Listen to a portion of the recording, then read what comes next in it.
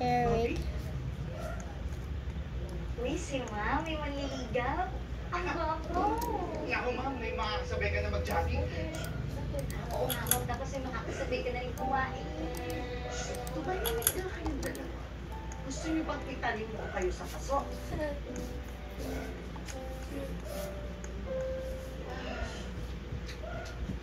Paano mo nalaman kung saan ako nakatira?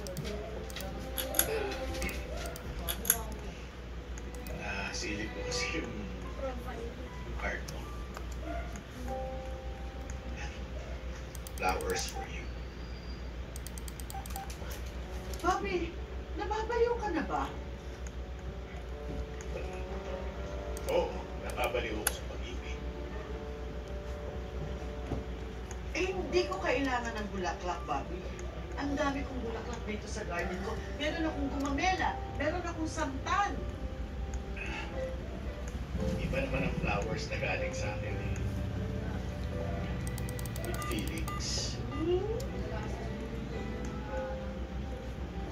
Sige na po, ma'am. Takabi nyo na, ma'am. Huwag na kayong, ma'am, pakibot. Kawawa naman si Sir Juan. Nag-effort pa para magdala ng bulaklak. Kapag tinanggap ko ba ang bulaklak na yan, aalis ka na. Agad-agad. Ma'am, wala pa nga tayo sa exciting part.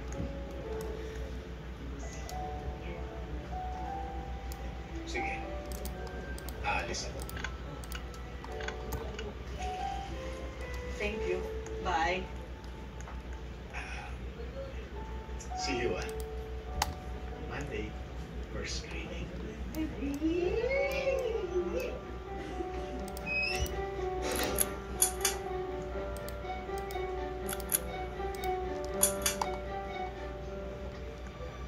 Uy! Sir Bobby! Kamusta? Ano nga pala nangyari sa panliligaw mo? Yun. Tinanggap naman yung bulaklak na binigay ko. Kaya pinalis ako kaagad eh. Kaya ibig sabihin, Isa lang yung ibig sabihin niyan, Sir Bobby.